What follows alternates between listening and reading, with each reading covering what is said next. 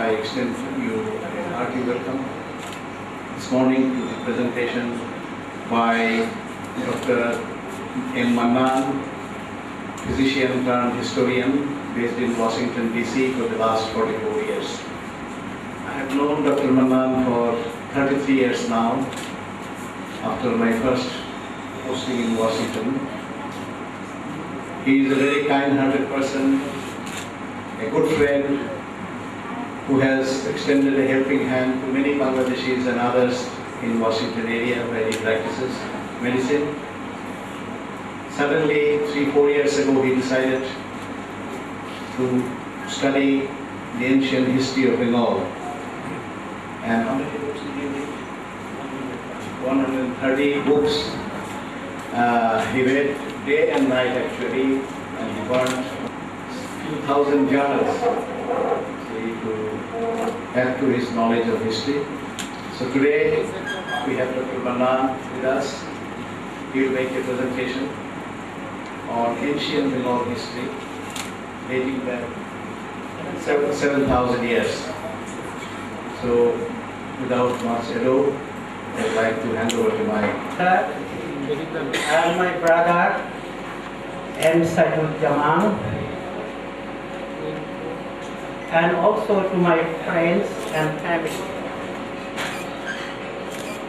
It is indeed my great fortune to be able to stand in front of such a select and distinguished audience as you are.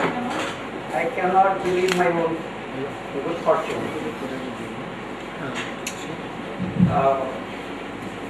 The topic today, history of ancient India, 7000 BC, connecting to December 16, 1971, with special dedication to Magadha, to ancient Bengal, to Netaji Subhash Bosu, a great Bengali, a great Indian hero, and one of the truest immortal leaders of the subcontinent of all time, and to Bangabandhu Sheikh Mujibur Rahman, the founding father of modern Bangladesh, and the greatest Bengali in many millenniums, the greatest Bengali of all time. The history of India is so vast and so long, it is not possible to give you a complete account, surely not in 100 minutes, perhaps not in 100 hours, and maybe not in 100 days. But even in this time span available to me, I hope to give you abundance of information, to evoke emotion, to stir up interest, to generate a deep plethora of passion in our history, heritage, ancestry, in our most magnificent civilization. The immediate focus of my inspiration is my tiny grandson. Palash Mannan is the red Palash of my heart. Dr. Ramesh Chandra Majumdar, one of the greatest sons of Bengal, a son of Faridpur, 1937 Vice Chancellor of Dhaka University, the national historian of present India. He wrote History of India in 24 volumes. Sir John Hewart Marshall, the Director General of the Archaeological Survey of the British India, he wrote 90 years ago history of the Indus Valley civilization alone in 13 volumes.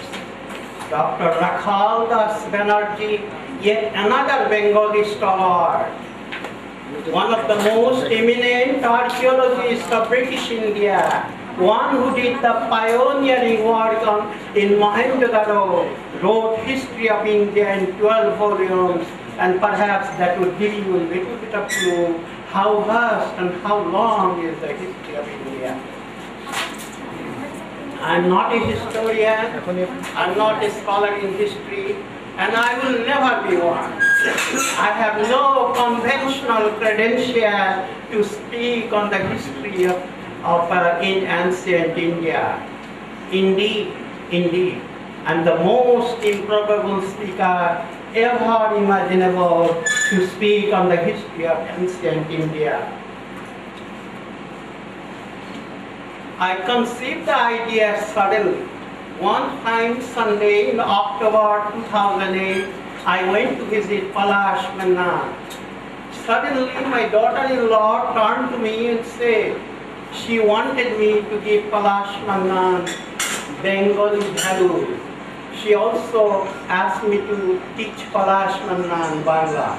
It was very stunning, very overwhelming for me because my daughter-in-law is a Native American, a practicing US physician, a specialist, and daughter of a US federal judge. I'm not very optimistic in my own durability. As such, I rushed to collect information, compile information on our history, heritage, ancestry.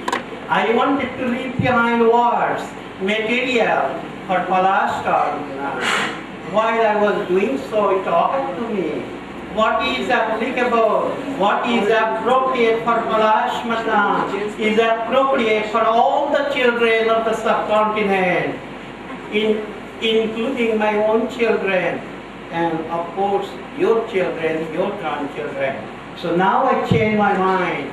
I wanted to make a DVD as comprehensive and as authentic as possible within the time span of an old Gemini movie, and with an accompanying book with 300 colored slides on ancient India and ancient world around, and dedicated to all the children, all the millions and millions of children, all the hundreds of millions of children of South Asia, of Palash Mannan's generation, and I still stand there, and your presence here constitutes enormous encouragement and inspiration towards achieving my goal.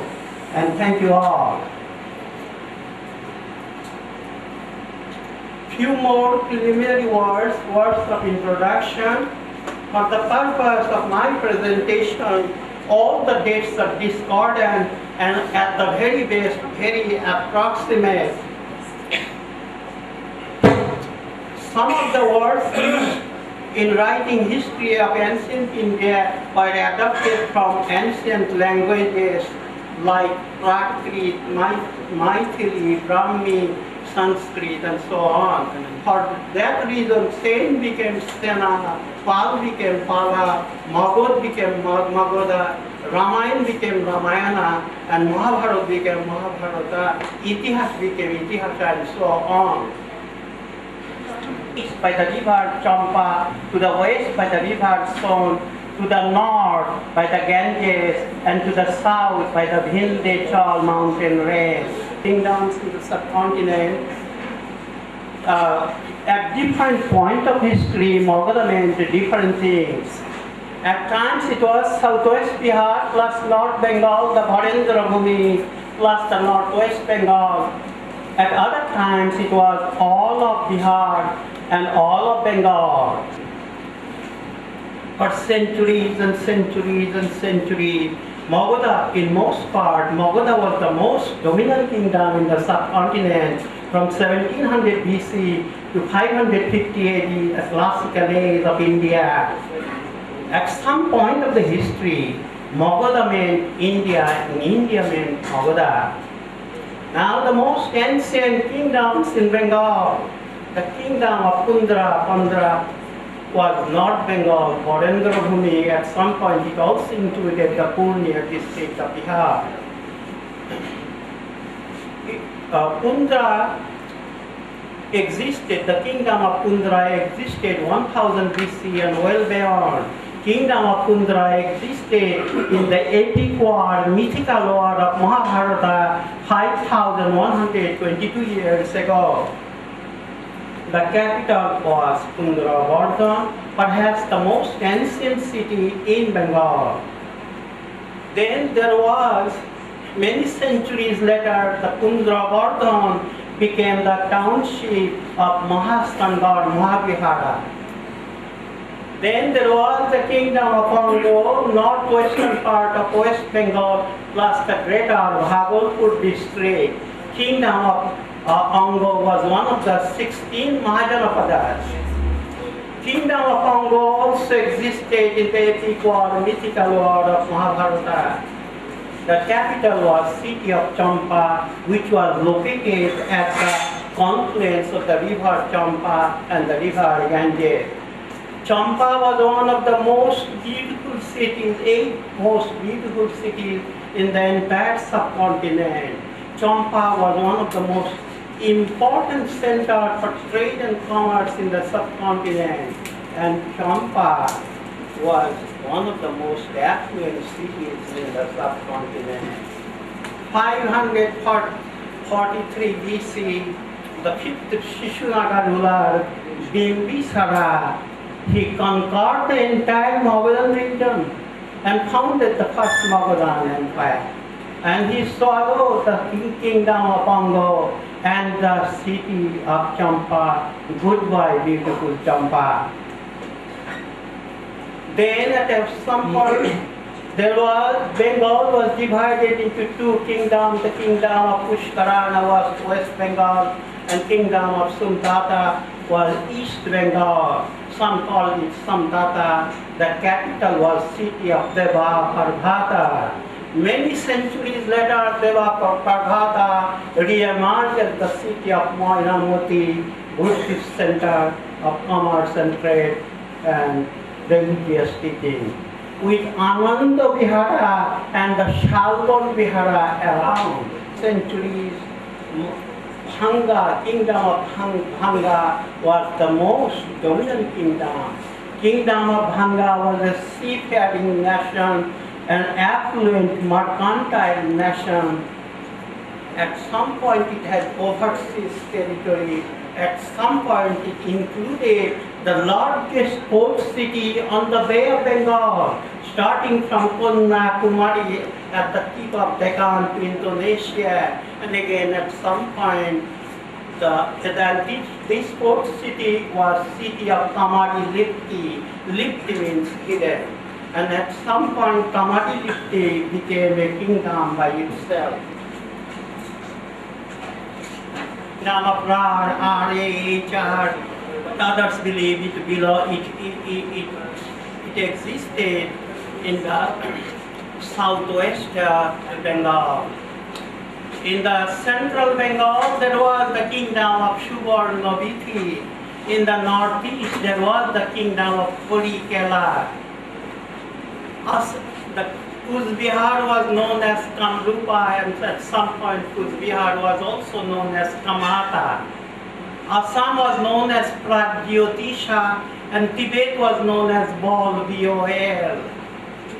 And perhaps because of the proximities, one day Burma was known as Subarnabhumi, the land of gold. In the west, at some point, there was the kingdom of Suma, S-U-H-M-A, and kingdom of Prasuma. In 4th century BC, 4th century BC, there existed a kingdom in most part in between the Ganges and Jamuna, and it was the most powerful kingdom in the subcontinent.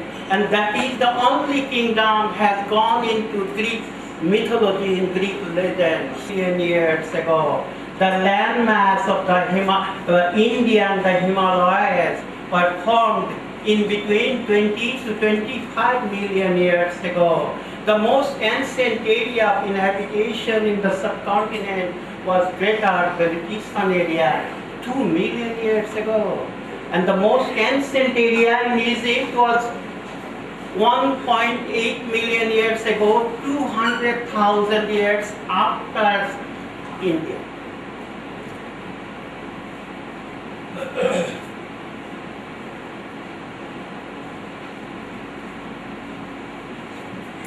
The ancient inhabitation by that I mean, we started the inhabitation in the subcontinent started here.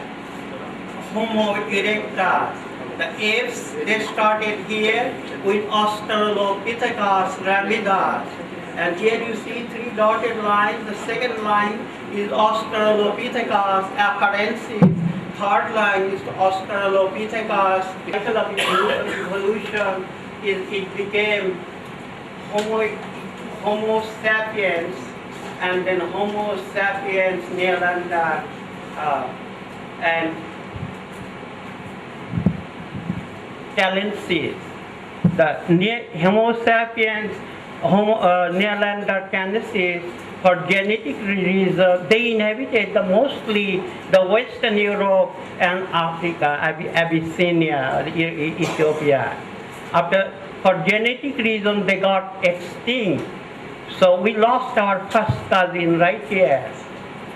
So Homo sapiens became Homo sapiens sapiens, and that's what we are. After Balochistan, the most ancient area of present-day Pakistan was in the Swan River Valley in Punjab and northwest frontier province 500,000 ago. The most ancient area of inhabitation in present-day India was in the upper Narmada Valley 500,000 years ago.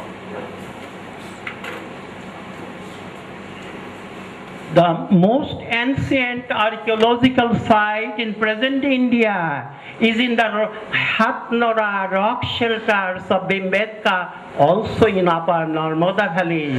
Here, in 1957, accidentally, a Paleolithic, Mesolithic archaeological site was discovered by an university professor.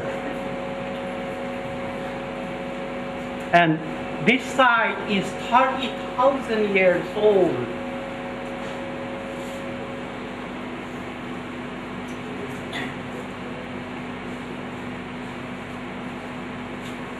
This is rock shelters of the Bhimbetka. You see some caves. And this is the most ancient archaeological site. Here, there is painting on the mountain walls, on the walls of the caves, on the walls of the ceilings of the cave, on the stones by the mountain side. And many things were painted here, including a white elephant, white horses, and also other animals. There is also black and red painting. There is also green painting. Perhaps they use wooden charcoal and leaf extracts, manganese, and perhaps animals' fat to paint. On some of the stones, there are paintings superimposed, going over many centuries. And there is speculation that this is where the Pancho Pandavas spent their time when they were banished from their kingdom by King Duryodhana. And if you are lucky, you might find the footprints of Draupadi. Please try. The next most ancient, this is a site of World Heritage. It is protected by UNESCO. It is in the vicinity of Bhutan. The most ancient area, an ancient archaeological site in present India is in the Gulf of Tamgat, north of the Kathiawar Peninsula, south of Ahmedabad, across from the old city of Baroda. It is a submerged archaeological site, confirmed 7,500 years old, confirmed with radiocarbon 14, perhaps 600,000 years ago.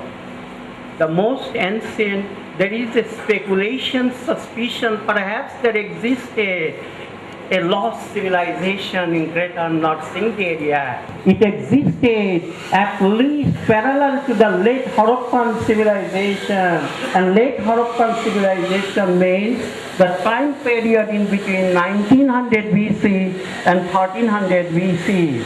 So it existed during that period, but it is not confirmed, it is still only a suspicion. The archaeological sites in Wari Bhatteshwar, perhaps in some parts, speculation, suspicion, that this is the boundary of the this was the eastern boundary of the Mauryan Empire, and perhaps this was the site of a lost Mahajanapada. And what I find, I cannot reconcile myself with those reports for these reasons.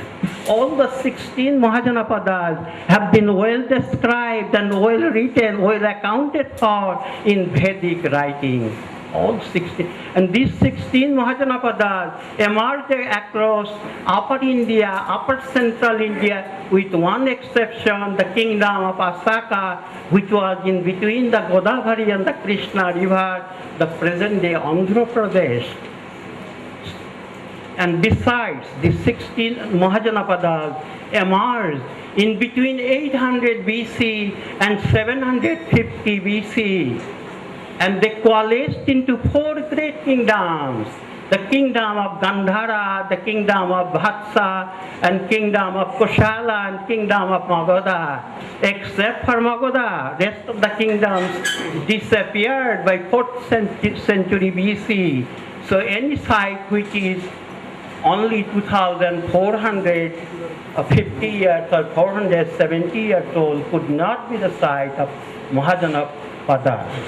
And it could not be the eastern boundary of the Mauryan Empire, because the Mauryan Empire was founded 321 BC.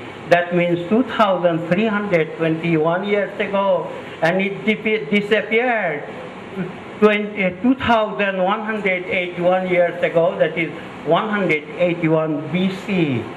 So, and also this time, this 450 does not even fall during the rule of the preceding dynasty, the previous dynasty. The previous dynasty before the Mauryans was the Nanda Empire. Nanda Empire was founded 424 BC and it ended with 321 BC. So it doesn't. So 450 BC was the rule of the Shishunaga dynasty. And the last Shishunaga ruler was Mohammed, and one preceding him was Nandi Vardhana. One of those 2 rulers ruled. The most ancient civilization in the subcontinent. It is the Mehergarh culture, Mehergarh civilization. We did not know anything about Mehergarh culture, Mehergarh civilization until 1974. The first reports, the initial archaeological workup was done by a French archaeological team headed by Jean-François Jarry and Kathleen Jarry.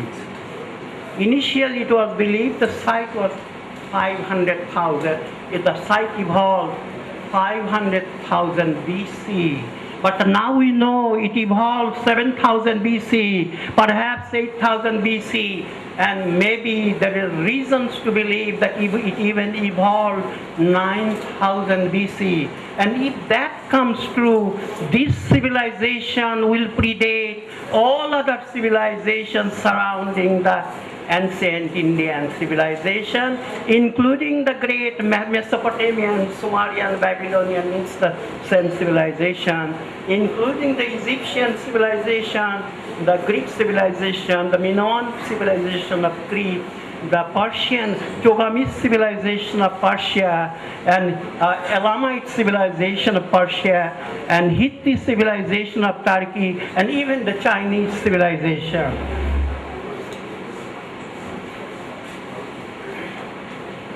houses were built in Mehergarh. Mehergarh is a place only about 2.0 square kilometers inside. It is on the Kutchi Plain, on the eastern side of the Bolan Pass, in between the cities of Quetta, Kalat, and Sibi. And Mehergarh has many distinctions in human civilization. This is the place where concept of the village life started in our civilization. The nomadic people, the hunters and gatherers, they started settling down, and a cohort was shaping up. And this is where the concept of cultivation, concept of agriculture started in our civilization. Mehergarh people grew 6-row barley, the einkorn and emel wheat. They also eventually grew cottons, rice, and edible fruits named jujubes and dates and so on. And Mehergarh's other distinction, this is where domestication of animals started in our civilization. The Mehergarh people, like today's, the cattle, the goat and sheep in that order, as opposed to the Mesopotamians and the Egyptians and the Mediterraneans who prefer today's sheep, goat and cattle in that order. One other great distinction of the Mehergarh civilization, this is where the proto-dentistry evolved in human civilization. From the Neolithic grave sites of Mehergarh, 11 crowned molars, drilled molars, were found from 9 subjects. And in the science magazine Nature, it was reported in April of 2006, this finding. In Mehergarh civilization was a rural civilization. Houses are built with plano-convex mud bricks. Mehergarh people had some concept on metallurgic principle. Mehergarh civilization you can characterize in many different ways. This is the Chalcolithic era of our civilization, meaning copper, the first element used by the human being. They used in Mehergarh, Chalcolithic. And then this is the civilization where there was a phase of an aceramic phase and then a ceramic phase. Aceramic phase means no pottery, ceramic phase means pottery. They made beautiful figurines, and as the time passed by, these terracotta figurines became more anatomically more detailed and also more decorated. Possibly they traded with the South of Persia, Mesopotamia, and other South Afghanistan, and so on.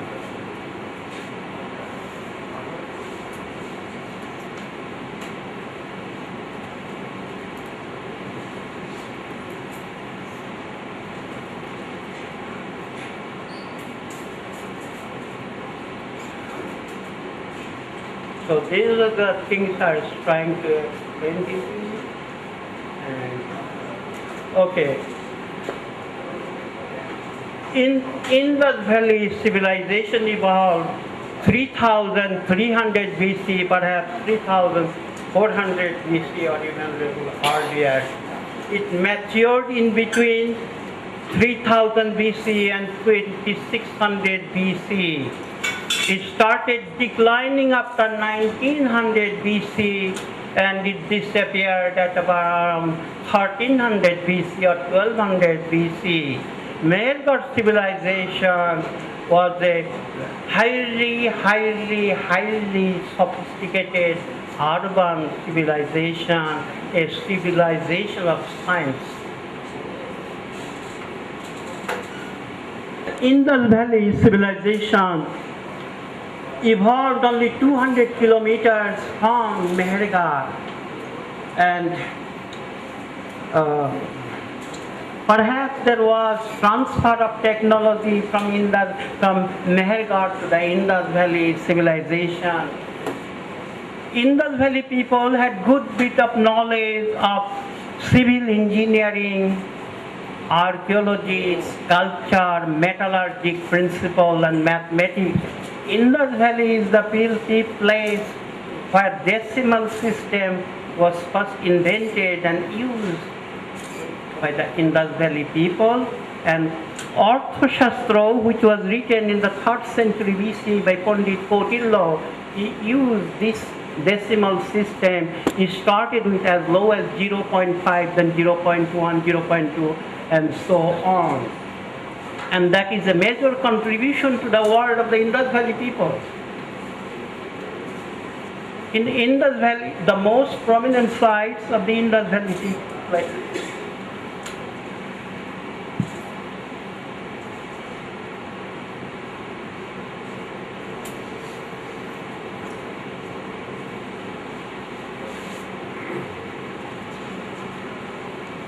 The Indus Valley, the most well-preserved area is Mohenjo-daro. The houses in Indus Valley were built with well-burned bricks, well-planned, well-designed houses. This is what they did more than 5,000 years ago. They built multi-storied houses with balconies, with bathrooms, with a seal for each house. Indus Valley is the place where the world's sanitation system, world's first sanitation system evolved. Each house was connected with a water supply system as well as with a drainage system. Drainage system in the Indus Valley was very elaborate. And it was built with well-worn bricks with a touch of workmanship. Workers could walk into this drainage system. They used the manholes the way you use today. Now the first site in the Indus Valley identified was Harappa. The British railway engineer, the two brothers, William and John Bruno, when they're building the 93 years railway track from Karachi to Lahore, they are looking for some materials which they could use on the tracks. And the villagers told them that there was an area ground where in fact they could find well-worn bricks.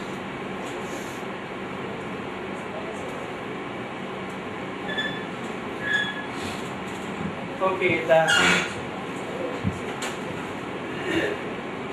so the first site identified was Harappa. It is in the Montgomery district of Punjab. The second site is Mohenjo-daro near Brahminabad, and it is in the Larkana district of Sindh. One site is believed to be even older than Mohenjo-daro and Harappa, that is Lakhian-Jor-Dor. I cannot read, but it is in the Sukkur district, someplace here. Other major sites of the Indus Valley civilization are Ganeriwala, Rakhigari, Kalibangan, and Kodiji. Kodiji is here. And also Lothal in Gujarat.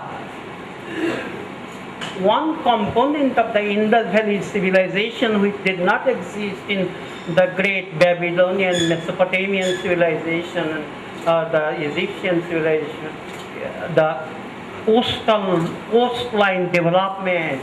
There are 5 sites have been identified which are port cities, and these settlements were used for trade with Mesopotamia, Mediterranean areas, Egypt, and elsewhere. And these sites are the port cities of Dholavira and Lothal should be someplace here. and then the Balakot it is in the Sonmiani Bay, I believe it is seen, and then Sutkajandor. So this is southwestern part of Balochistan. It is an enclave of the Arabian Sea. The Lothal was the largest fort. There are evidences that they raised canal to build a very extensive dockyard. And these cities, the Mohenjo-daro and the Harappa and Rakhigarhi and Kalibangan, these are possibly provincial capital. The Indus Valley civilization was not a civilization of palaces or monuments. There was equitable distribution of wealth. Believed to have been that was the case, and the wealth did not accumulate in few hands. And Indus Valley people built large community halls, and there was upper citadel, upper city, lower city. There was extensive wall around the city limit.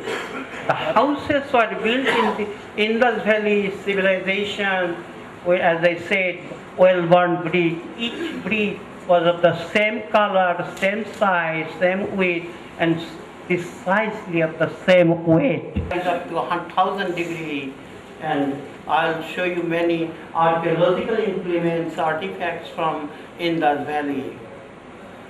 The Indus Valley civilization was a literate civilization. It is said that the aliens, they learned writing from the Indus Valley people. I also want to point out at this point, perhaps, I believe we are partly Dravidian, or most part we are Dravidian for map. And the Dravidians, the Indus Valley people, they possibly belong to the Mediterranean stock. The aliens came from the Central Asia through the Hindu Kush, so we are different stocks. Unfortunately, there are 400 symbols to the Indus Valley people used to write things.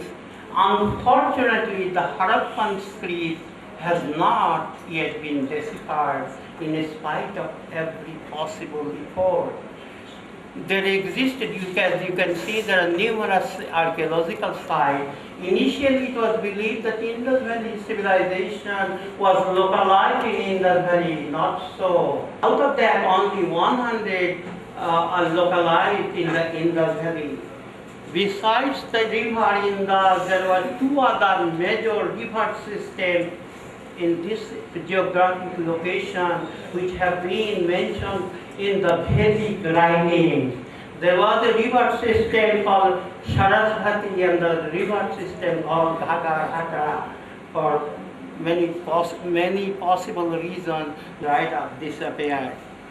So because most of the archaeological sites are outside the Indus Valley, perhaps the Indus Valley civilization is a misnomer. Perhaps we should call it by the first area which was identified, the Harappa. We can call it Harappan civilization. We can call it Indus Sarasvati civilization. We can call it Indus Dhaka civilization. Civilization was 1 million square miles.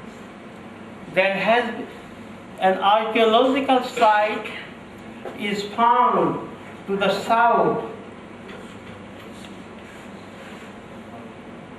Shortubhai, and other one is I believe it is Soti.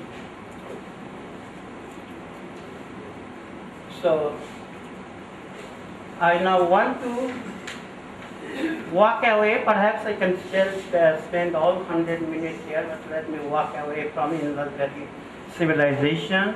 I now want to walk into our proto-history, prehistory, Bangladesh, Bangladeshis and Bangladesh, Bengal existed 2,500 years ago and well.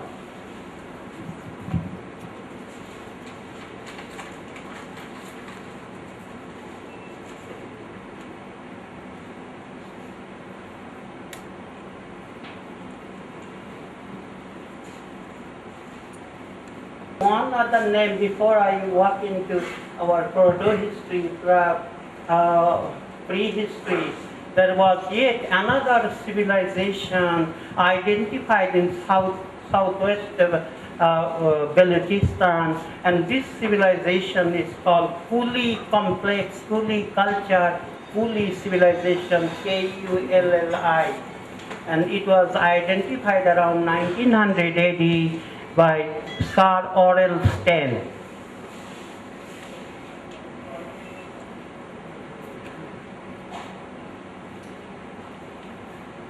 In the Kulli culture was a little bit different from the Indus Valley civilization sites.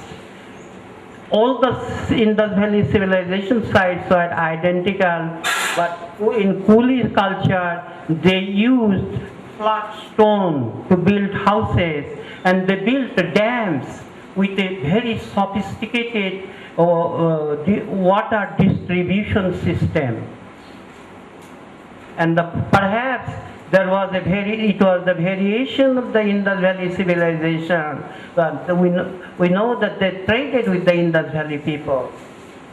And in one of the things, in the Indus Valley, the mode of transport was animals, loaded them up, and they used the carts. And the carts were drawn by bulls, or wild ox, the bisons.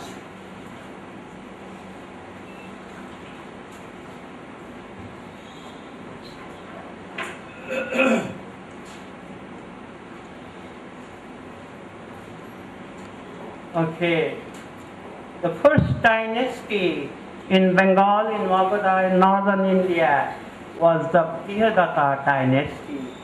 Brihadratha dynasty was founded by King Brihadratha 1700 BC.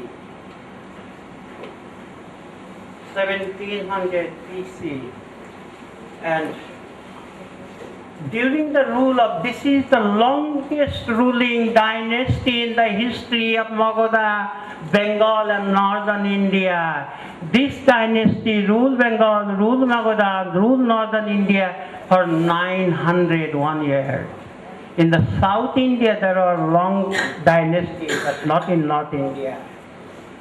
So Brihadratha dynasty ruled from 1700 BC to 799 BC. There are 24 kings during the rule of this dynasty. During the Brihadratha dynasty was a non-Vedic, non-Aryan, mythical dynasty. The Indus Valley civilization was still very much alive. Egypt had the 17th dynasty ruling then, and King Hammurabi of Babylon just passed away, and Rome was not founded yet. And this dynasty predated the first documented dynasty of China by 100 years.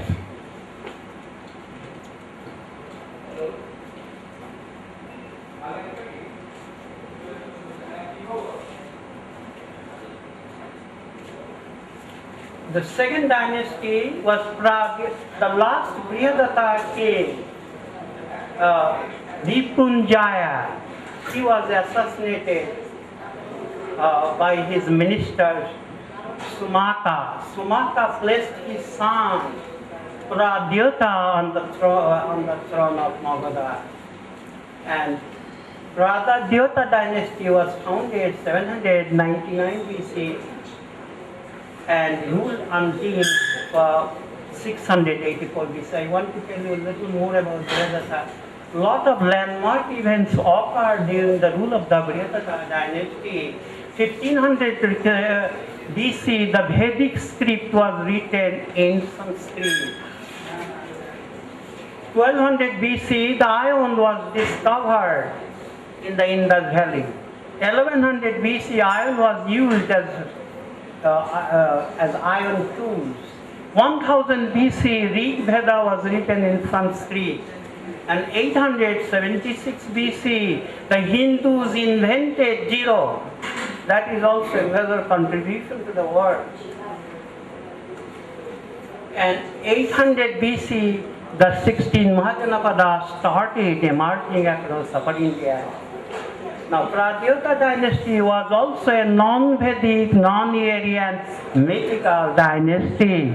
The Aryans did not Aryanize us yet.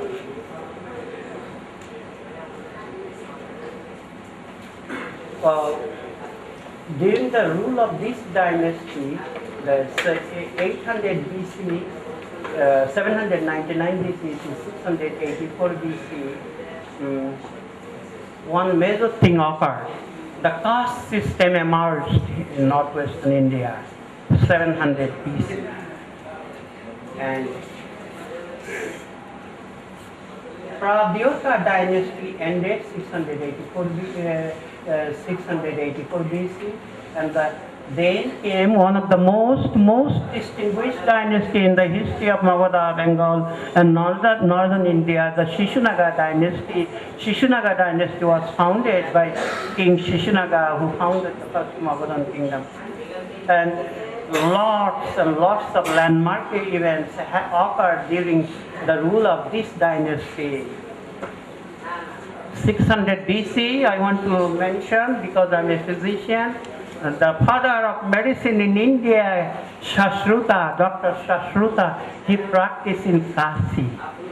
He's even today, even in Western literature, Dr. Shashruta is regarded as the father of ophthalmology, father of otolaryngology. He corrected deviated nasal septum. He removed the cataracts and so on. And 600 BC also very important because this is the year Upanishads were written in Sanskrit, the extension of the Vedic philosophy. The most prominent ruler of the Shishunaga dynasty, there are 10 rulers.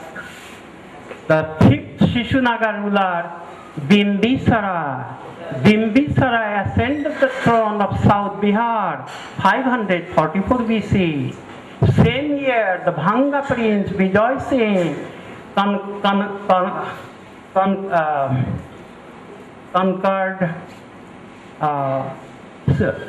Sri Lanka with 700 warriors, and he named the countries Sinhala. Even today, we sometimes refer to the Ceylonese as Sinhalese.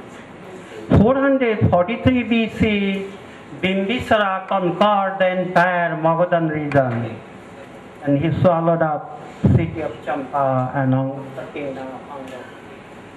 538 BC, or around, the Emperor Cyrus the Great Achaemenid Emperor of Persia, he invaded the Indus Valley and conquered Punjab and Sindh and annexed the territories to Achaemenid Empire. 527 BC, still the rule of Bimbisara. Ascetic prince Mahavira. Now, 527 BC, Siddhartha Gautama was enlightened and became Lord Buddha.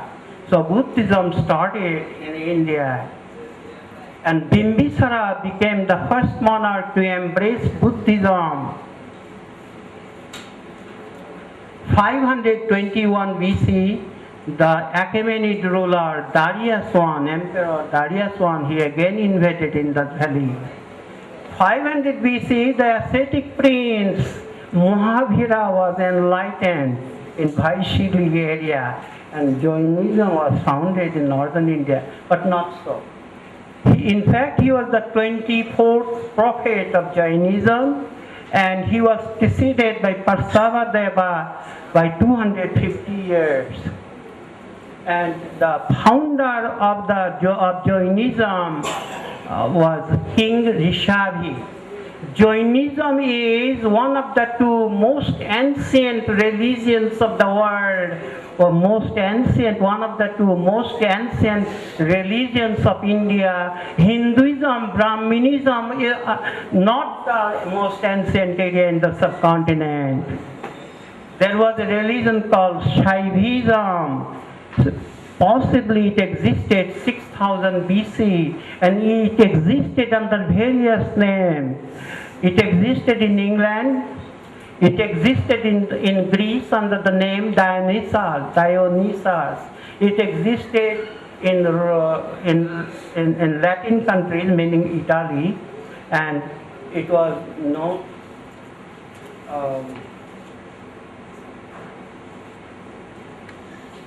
country. And it existed in Egypt as Osiris, Osiris. And eventually, no conqueror ever in the history of the human civilization could eliminate the previous civilization entirely. So, Aryans could not, the Vedic civilization could not eliminate the previous civilization. So Shaivism, which means the adherents, they worship Lord Shiva. So they could not eliminate Shaivism. So eventually Shaivism was assimilated into Brahmanism, Hinduism. Before BC, the kingdom of Rome was founded only. Kingdom of Rome was founded in the Pradyota dynasty, 753 BC, and the Republic of Rome was born during the rule of Emperor Bimbisara, 509 BC.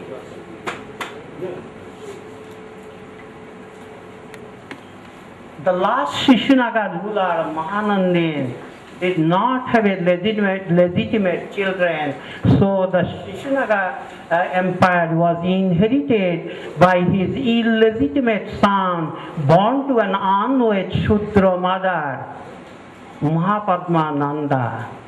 So Shishunaga dynasty ended 424 BC, and the Nanda dynasty was now founded by Mahapadmananda. So Nandas were not Kshatriyas, they are not nobles. So they did not follow the rules the nobles do. The most famous ruler of the Nanda dynasty had 9 rulers. The most famous was the last and the 9th Nanda ruler, Dhanmondi. Nanda Empire was a very prosperous, very affluent empire. The economy was based on a very good cultivation, agriculture system. They had good irrigation system even by modern standards. But there was one problem. There was aversion, antipathy to Dhanmondi's rule. And this is the time Alexander the Great, 327 BC, arrived in the Indus Valley. And this is the time Bengal had the most powerful kingdom in the entire subcontinent. I earlier alluded to that mighty kingdom. The kingdom of Gangridai, the empire of Gangridai, that is the only empire from Bengal exists in a very voluminous way, copious way in the Greek writings, Greek mythology. The prominent writers are Diodorus Siculus, Strabo, Plutarch, Arrian, and so on. And now, the reason the Alexander the Great did not want to come further than the river Jhelum after the Battle of Hydaspes, the presence of the mighty Gangrida Empire, also the mighty Nanda Empire of Magog, the Macedonian strategy, Oenas, he advised Alexander the Great not to proceed west anymore. So eventually, after 3 days of thought, he decided to go back. The next dynasty, so Nanda dynasty had 9 rulers. Next step,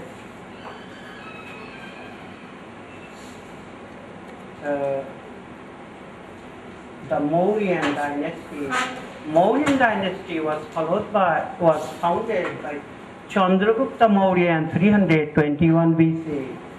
Chandragupta Maurya, with the help of the mountain people, mercenaries, he killed the Greek viceroy of Alexander the Great, Philip, and then he conquered Punjab. Now, Chandragupta Maurya was an exiled general of Emperor Dhanananda. While in exile, he incidentally came in touch with one of the greatest scholars of the ancient India, Pandit Kaudilya, Pandit Chanakya, whose real name was Vishnugupta. Vishnugupta was an alumni of University of Takshashila. He also taught in University of Takshashila. University of Takshashila is believed to be the most ancient university, the first university in the subcontinent, perhaps along with the University of Ratnagiri in Radhanagar, Kolingo. So Pandit Chanakya encouraged and counseled exiled Chandragupta Maurya. And now in exile, Chandragupta Maurya defeated and dethroned the last and the 9th Nanda ruler, Dhanananda. He acquired the entire Nanda Empire. But Chandragupta Maurya also defeated the Greek Seleucid empire of Seleucus.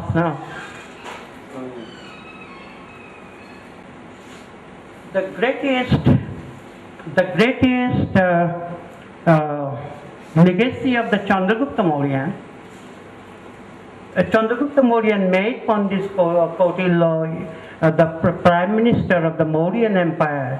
The greatest legacy of the Chandragupta Mauryan's rule was his administration. This administration was formed based on the great Achaemenid administration of Cyrus the Great. And this administration was so complete and so good, even the subsequent conquerors, including the Muslims and Britishers, they followed on this administration only with superficial changes. Chandragupta Maurya was ruled from 321 BC to 305 BC. He was followed by his son, Emperor Bindusara. Bindusara further strengthened and expanded the Magadhan Empire. Bindusara was followed by his son, Ashoka the Great. Bindusara ruled in between 305 BC to 274 BC. Bindusara was followed by the third Mauryan ruler, Ashoka the Great. Ashoka the Great is regarded as the greatest ruler the subcontinent ever had. Ashoka the Great is regarded as one of the greatest rulers the world ever had, ancient, medieval, or modern.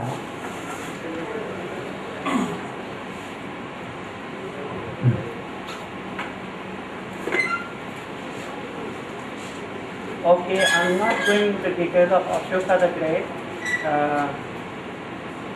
I'll carry you through. The last Mauryan ruler was Emperor Dhaka, same name as the first dynasty was. He was assassinated by his chief of staff, General Pushimitra Shunga. Pushimitra Shunga rose into prominence by defeating weights and weights of attacks by the Greeks on the western provinces of the Mauryan Empire. So Pushimitra Shunga arranged for a special ceremony, special celebration in honor of the Emperor Brihadratha. During the celebration, during the ceremonies, Pushimitra Shunga managed to assassinate Emperor Brihadratha. So Mauryan dynasty's rule ended 181 BC, and Pushimitra Shunga founded the Shunga dynasty. Shunga dynasty ruled from 181 BC to 78 BC. Shunga dynasty was followed by Kanha dynasty. Kanha dynasty, the last Shunga ruler, Devabhuti Shunga, was assassinated by his Brahmin minister, Devabhuti.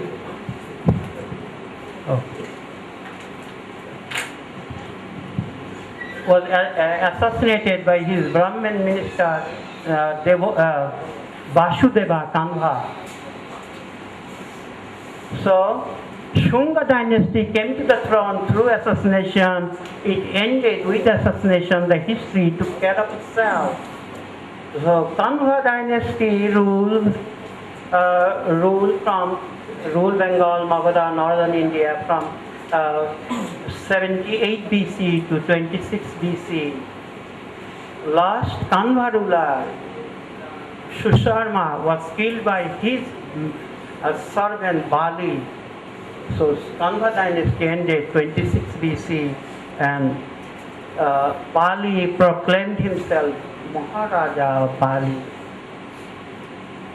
So there was no dominant rulers in Magadha, in Bengal, in northern India. There was a power vacuum. But this did not only occur to India. This is the time, 27 BC, the Roman Empire, the Roman Republic also collapsed, and Augustus Caesar, 27 BC, founded the Roman Empire, and he took the title Augustus Caesar.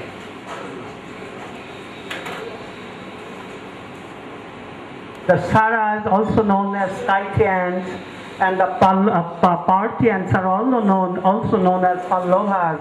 The Scythians, they ruled mostly the western India with small kingdoms, and the Parthians, the Pallavas, they ruled the southern India as Pallavas.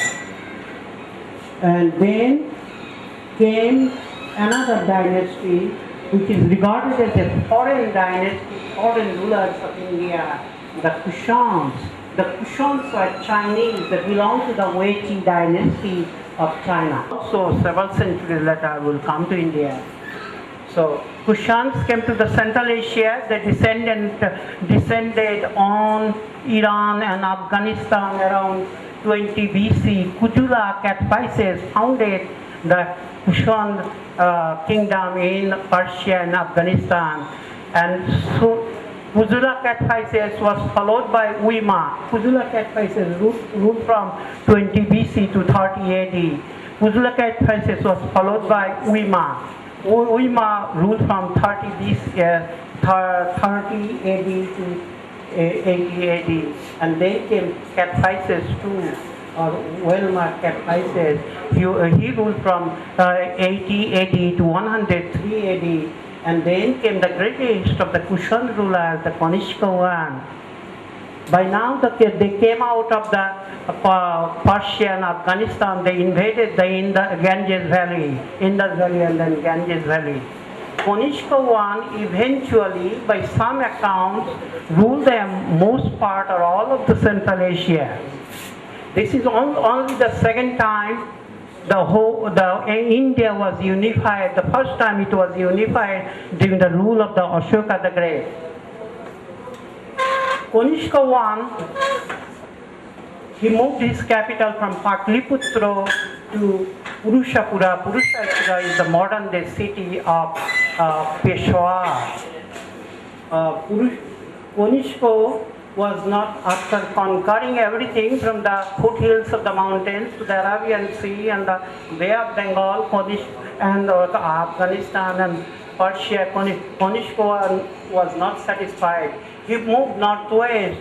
He conquered everything on the east of Amudarya, west of Amudarya, north of Amudarya, and so he conquered Central Asia. But still he was not satisfied, so he attacked the Chinese empire of Emperor Chang Yang, and he conquered the Chinese provinces of Bhutan, Kashgar and Yarkand, and he annexed the territories to Kushan Empire. In the recent years, many gold coins are found in Central Asia issued by Konishko and other Kushan rulers, attesting to the Kushan rule in Central Asia. Now came one of the most distinguished, the Gupta dynasty, to the throne of Patliputra, the throne of Magadha, Bengal. The Gupta dynasty was founded 240 AD by King Srigupta. Srigupta ruled from 240 to 290 AD. Srigupta was followed by Emperor Ghatotkacha. Emperor Ghatotkacha ruled from 90 AD to 1. At this point, I want to tell you, the Guptas were possibly Scythians, the Rajput, the Jats. The greatest of the Kushan, one of the greatest of the Gupta rulers, Chandragupta I, he came to the throne 305 AD. Chandragupta I ruled most part of the India, and this is the time. It was the time of the Chandragupta Mauryan was Jain, Ashoka the Great was Buddhist. And here comes, after 700 years of domination by Buddhism and Jainism, the Hindus, the Brahmins came to the power. Chandragupta I ruled from 305 to 335 AD. He was followed by his son, Emperor Samudragupta. Samudragupta is regarded as the greatest military genius India ever produced. Samudragupta is also known as the Alexander the Great of the East, the Napoleon Bonaparte of the East. This is the third time in the history the entire subcontinent was again unified under single flag, single rule, single ruler. Samudragupta ruled from 335 to 370 AD. Samudragupta was followed by his son, Emperor Ramagupta. In general, the Guptas are regarded as noble and wise rulers, with one exception, with one aberration, and perhaps that is Ramagupta. Soon after ascending the throne of Patliputra, Ramagupta forcibly married the fiancée of his younger brother, Prince Chandragupta II. Princess Goswamini was reputed to be the most beautiful princess in the whole subcontinent. But Ramagupta soon went on an unwise conquest. He attacked the kingdom of Malwa, kingdom of Gujarat, and he was badly beaten by Rudrasema II. The Rudrasema II gave him one condition: you surrender your queen, then I will let you go back to your capital, your kingdom.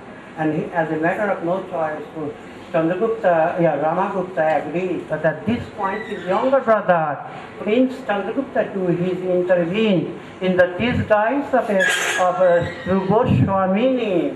He went to Rudrasema's palace, and all these all the people who accompanied him also are dressed as princesses. So he managed to enter the palace, and he assassinated Rudrasema. He came back and he assassinated Ramagupta. And this is the first time in the history there was widow marriage.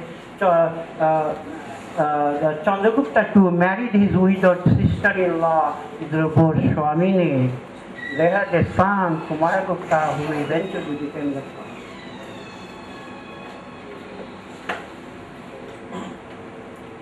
So,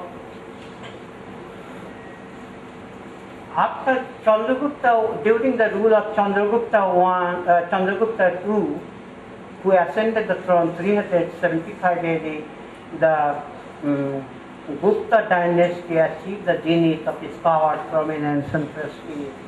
Gupta dynasty ended 550 AD because of the waves and waves of attacks by the White Huns on the western provinces of the Gupta Empire. The White Huns are also the people who attacked the western provinces of the Roman Empire. The Attila the terrible Attila the Hun, he conquered France, Germany, Hungary, and everything around.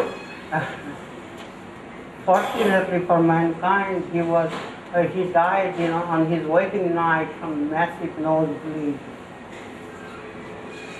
So the Gupta dynasty, while the Gupta dynasty was crumbling, the Rome was also crumbling. 475 BC, Rome fell, and 550 AD, Gupta dynasty fell because of the same factor, that the White Huns in the western province, attacking western provinces of the Gupta Empire, and the White Huns attacking the Roman Empire. Then came a power vacuum in northern India after the Gupta dynasty, 600 BC until 600 AD, when came a great ruler in northern India, the kingdom of Khanesar. And the greatest ruler of King Khanesar was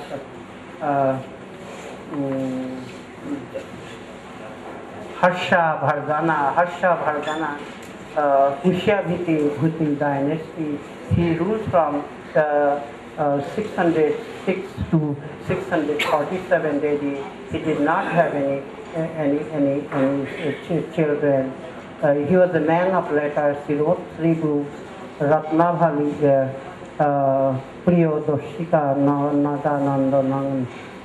And in his royal court, there was one of the most noted scholar in the history, the Baniya Bhatta, who wrote Baniya Bhattiya and Harsha Charita and so on. Also, in his royal court, Huyen Shan spent 6 years. And then this is the time Bengal also had one of the greatest heroes, King Shashanko. King Shashanko was the Gauda king, lord of Gauda, and he also eventually founded an empire. King Shashanko ruled from 600 AD to 625 of 630 AD.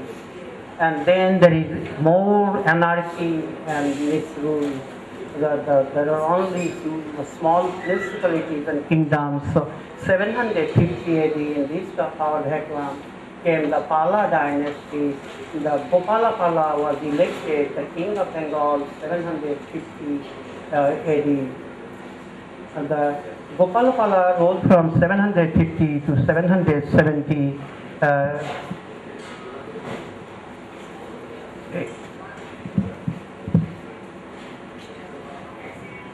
770 AD, Gopalapala was followed by his son Dharmopala.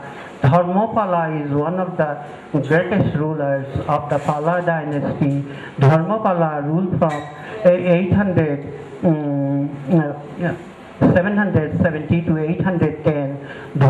During the rule of Dharmopala, the Mahavihara, the Somapura Mahavihara in Pahatpur, Naugat district was built.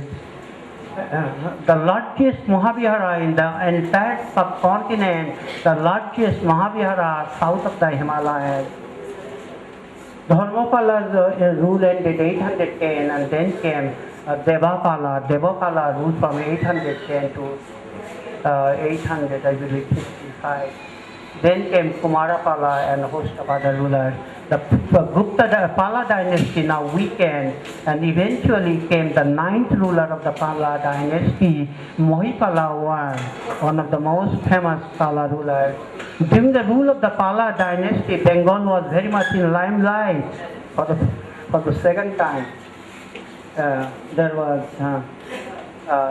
We owe a great deal to the Pala's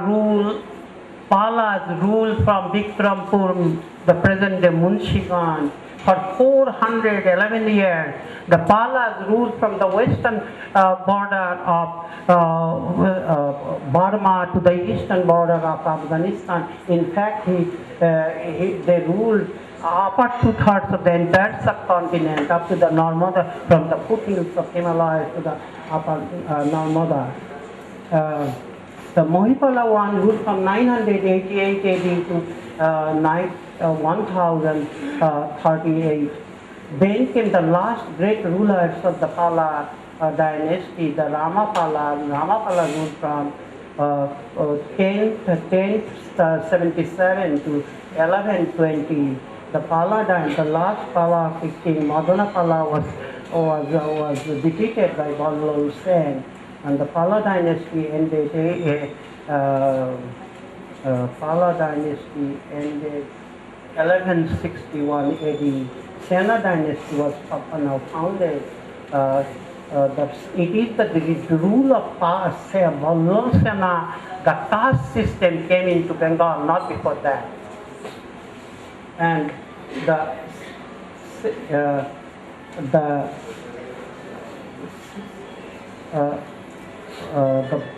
Sena, they ruled from Navadvip, and the Pala ruled from Bikrampur. And the last Sena ruler, the Lakshman Singh Sena, some say was defeated by Ikhtiaruddin bin Bakhtiar Khilji. Ikhtiaruddin bin Bakhtiar Khilji was one of the two most prominent generals of Muhammad Sultan Muhammad of Ghor, Mahmud of Ghor, and other famous general was Kutubuddin Aibak. So Ikhtiaruddin Bakhtiar Khilji founded the Khilji dynasty 204 AD. The next dynasty, the Khilji dynasty, ruled Bengal from to 1200.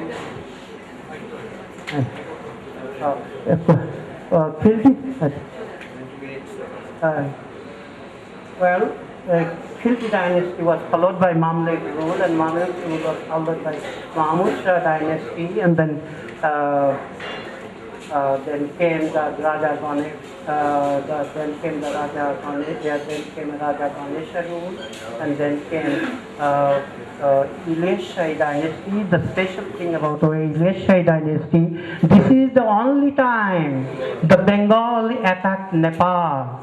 Samsuddin Ilyas Shah, who founded the Ileshai dynasty, he ransacked Kathmandu.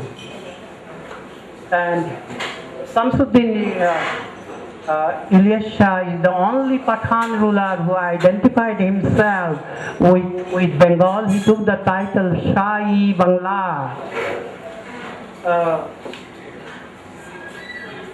The Pathans ruled Bengal for 372 years. The Mughals ruled Bengal for only 122 years. The most pivotal battles in between the Pathans and the Mughals were the Battle of Tukarai. Battle of Tukarai was 1575, 5th March 1575, when the Daud Shah Karani faced the Mughal army. The next pivotal war was the War of Raj Mahal. Not I'm passing the rulers of Delhi, starting with Kutubuddin Aibak, then coming Shamsuddin Iltutmish, Razia Sultana, then Sultan Balbal, then the Khilji dynasty, then the Tughlaq dynasty, and then the Lodi dynasty. I'm passing all those.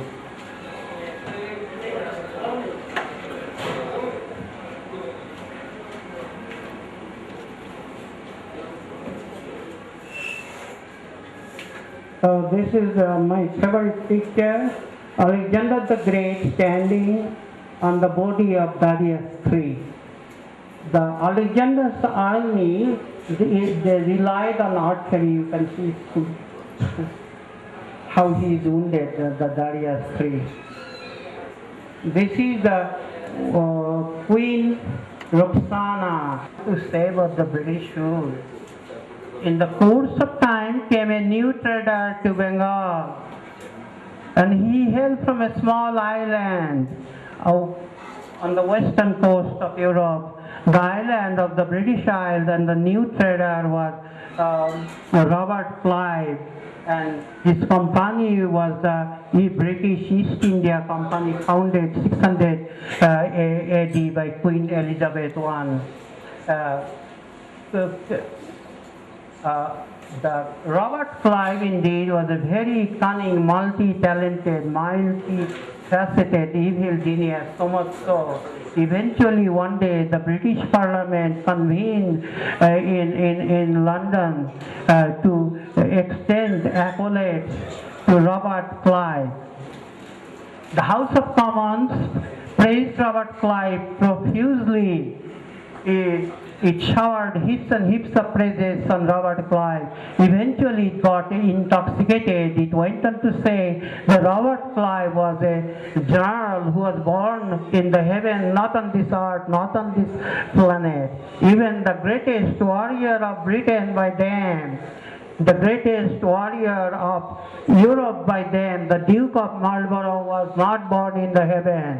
Even the Duke of Wellington, the great conqueror of the Napoleon Bonaparte, was not born in the heaven. Even Sir Francis Drake, the great conqueror of the mighty Spanish Armada, presumed invincible, the great Spanish Armada, was not born in the heaven. Even the greatest of the Lord Admirals of the British Navy, Viscount Horatio Nelson, was not born in the heaven. Even the Lord Protector of England, Scotland, Wales and Ireland, Oliver Cromwell, was not born in the heaven. And such deep was the British perception on Robert Clive, the first Baron of Pallasy, the Lord Clive, the Governor General Clive. Lord Clive founded, created one of the greatest traitors in our history. Robert Clive found these traitors in Mir Jafar Ali Khan, the great uncle and the commander-in-chief of Nawab Sirajuddaulah. He also found these traitors in Krishna Vallabh Raja Rai Dullabh, and also in Bhashiti Begum, an aunt of the Nawab, and in Jagat Sheth, one of the bankers of the Nawab.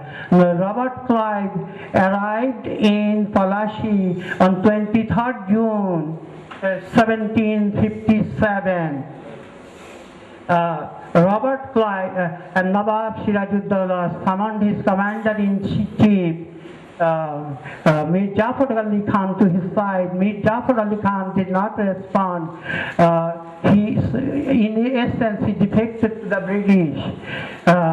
He betrayed his motherland, he betrayed his ruler. His name became synonymous with treachery and betrayal in our vocabulary, in our history. On June 23rd, 1757, Nawab Sirajuddaulah had 45,000 men under the command of Mir Jafar Ali Khan. Nawab also had 5,000 artillery, men strong artillery with 100 cannons under the command of Mir Madan. Mir Madan was the last valiant soldier, last eternally loyal soldier of Bengal on June 23rd, 1757. Mir Madan fought valiantly to win. The victory appeared almost within his sight, almost within his grasp. At this point, a cannonball removed Mir Madan from the scene.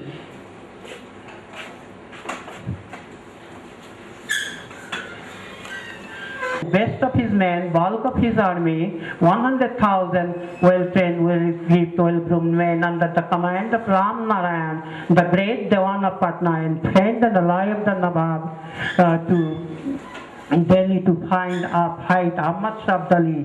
If Nawab Sirajuddaulah did not send best of his men to Delhi, the history of the Bengal, Bihar, Orissa, history of the entire subcontinent could be so different. It is the Bengal's enormous treasury, it is the Bengal's most fabulous treasury, which made British East India Company a mighty force in the world, a mighty bullying force in the world. It is the Bengal's most fabulous treasury, which initiated the industrial revolution in Manchester, in England, in mid-18th century.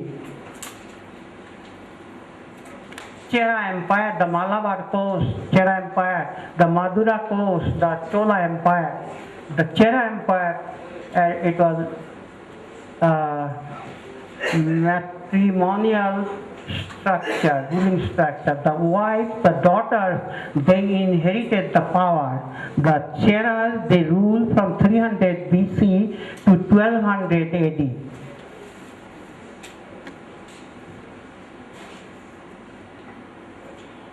This is the back side of Taj Mahal. It's not usually seen any place. Those.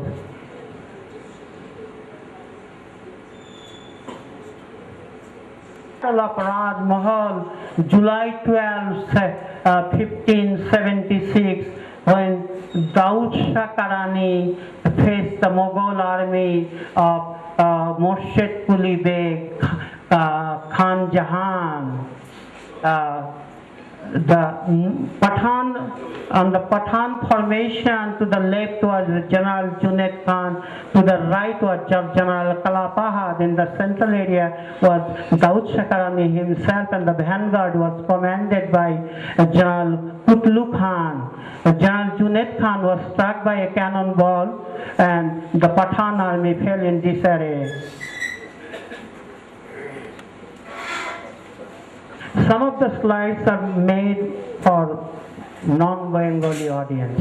Well, this is the father and mother of Palash Mannan, my hero.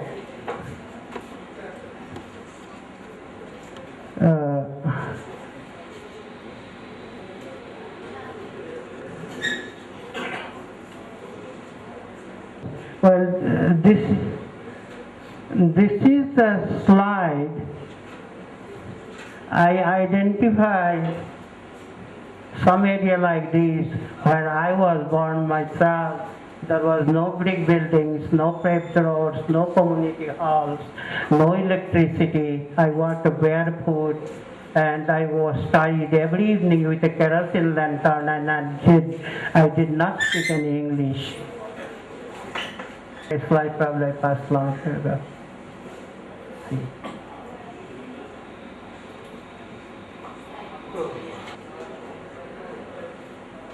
Yes, a Bengali, first barrister in the subcontinent, Bengali, the greatest historian of subcontinent, Bengali, the greatest filmmaker of the subcontinent, Bengali, the greatest archaeologist of the subcontinent, Bengali, and only two persons came within the top 5 in the ICS exam. One was Guru Saday Datta. He came first overall of Sylhet district. I believe it was 1920. And other one was Subhash Bosu. He came first in English, 4th overall. This is my childhood hero, my idol. Queen Boduca, who ruled in East Anglia, England. He marched in 1st century AD, the Romans invaded England. Queen Boduca, she marched on London. He killed 90,000 Romans. Romans did not have any greater casualty anywhere. Dignity, the forbearance which you have shown in the midst of aggravating situation has won my admiration and confidence in your leadership, Rabindranath Tagore said about Netaji Subhash Bose. In inspiration, we are discussing history of ancient India. You are 7.5 months old. And now I am skipping Netaji Subhash Bose just with one sentence. That was incomparable, almost proverbial. No leader in the British India rose above the regionalism and the religion to the extent Netaji Subhash Bose did. It was Bengal's great fortune. It was India's great fortune. We got a leader like Netaji Subhash Bose. A leader of highest intellect, courage and commitment, a leader with most divinely commitment. Now I want to go to the concluding part. The special dedication to Bangabandhu Sheikh Mujibur Rahman. How and why we got Bangabandhu Sheikh Mujibur Rahman in 1971. In the name of one nation, the most patriotic Bengalis were exploited in East Bengal, and this exploitation was systematic, both overtly and covertly. Their divinely dedication to the creation of Pakistan was now deeply dishonored, derided and deprecated. The West Pakistani rulers now assumed a colonial lordship on their brave partners in the 1947 independence from the British imperial rule of 190 years. A deeply devious, all-pervasive, all-engulfing injustices and injustices as well as the rampant and shameful discriminations and indignities and exploitation were meted out to the Bengalis. The West Pakistan, an economic and political subjugation of the people of increasing enormity ensued, and this was first instituted by Karachi and then by Islamabad. Cultural, ethnic and linguistic heritage that evolved over identity, that evolved over 4,000 years, stretching back to the days of Ramayana and Mahabharata, also going back to the upper Neolithic era of our civilization. Bengali was being the 4th or 5th major languages out of 7,000 world languages.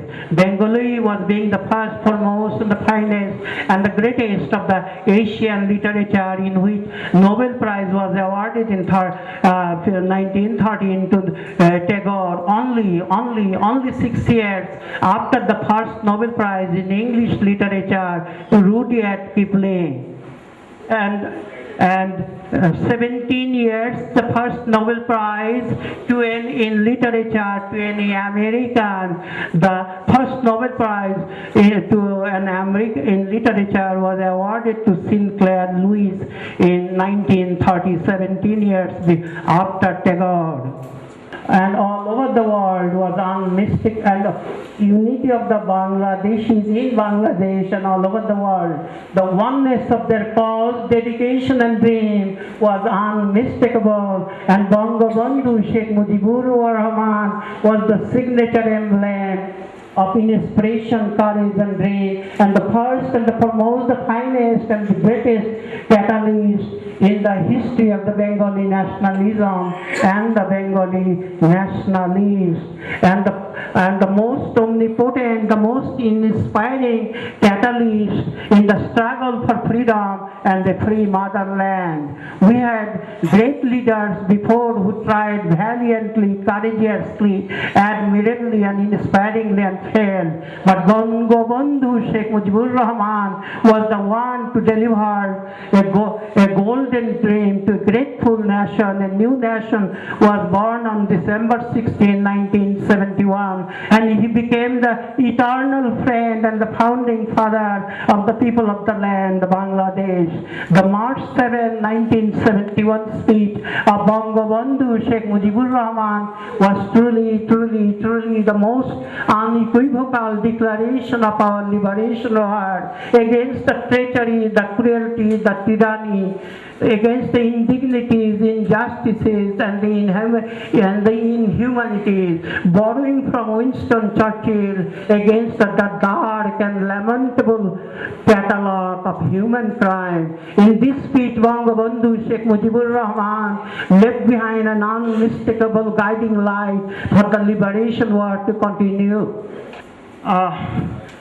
Rose to a height no one ever did before. In strength, in style, in substance, in significance, the March 7, 1971 speech may be regarded as one of the greatest speeches ever delivered in the last 2,500 years. If this speech had it been delivered in English, this speech could have been included in the syllabuses of the great universities all around the world.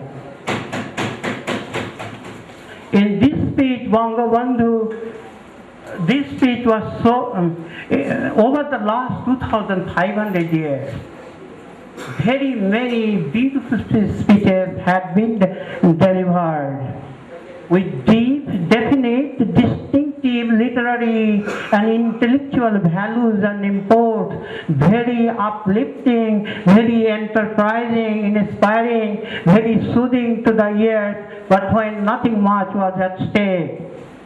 Many of the most memorable speeches were delivered in the great halls of the world after a sumptuous dinner, not in a race course, in front of the uncountable millions. This speech may be compared with the November 19, 1863, the Gettysburg Address by President Abraham Lincoln in the backdrop of the American Civil War. This speech may be compared with the August 28, 1963, the Lincoln Memorial Speech by Dr. Martin Luther King. This speech was so different from most of the other great speeches over the centuries. This speech was about the survival, the dream and destiny of a people, 80 million people.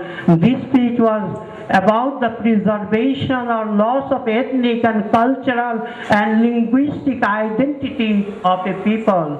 This speech was about the honor, pride and dignity of a people, and this speech was about the future fortune and destiny of a people. It was the point at the timeline of the history when the 8th largest ethnic population in the world must fight and win freedom or else accept an eternally shameful, painful enslavement forever and ever. If we lost our 1971 liberation war, today we could have been working as the slaves in the household, in the factory, in the offices, in the factories of Islamabad, Quetta, Kalat, Hyderabad, Karachi and elsewhere. Remember the first conquerors, Cyrus the Great conquered Macedonia and Greece, and he took the Macedonian and Greek elites as slaves and sold them on the streets of Baghdad and Damascus. 2 centuries later, 330 BC, Alexander the Great conquered everything around, including Persia, and he took the Persian elites as slaves and sold them en bloc on the same streets of Baghdad and Damascus.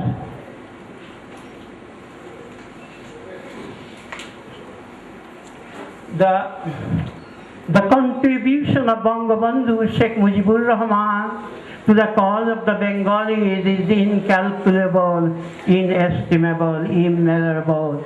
No leader in the century mobilized and united a nation as effectively and as completely as Bangabandhu Sheikh Mujibur Rahman did.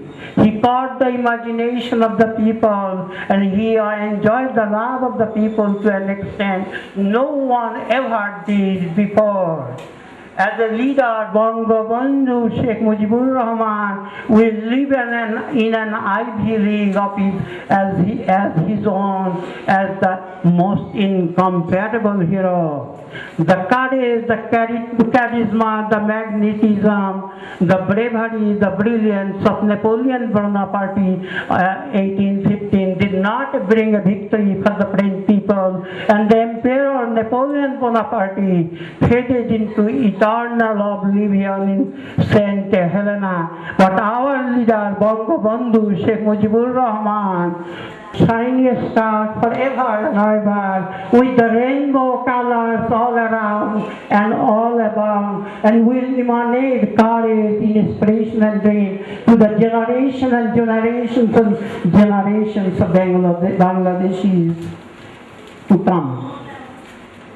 Bangladesh will be a nation of eternal ingratitude if we do not remember the unbounded, unreserved love and support, compassion and caring from the other half of our ethnicity, the West Bengal, and the most invaluable, the most unprecedented efforts and endeavors of Indira Gandhi in mobilizing and securing the support of world leaders for Bangladesh. Our gratitude to West Bengal, to Indira Gandhi, to India is endless and eternal, and the depth of my feeling is beyond the scope of my expression.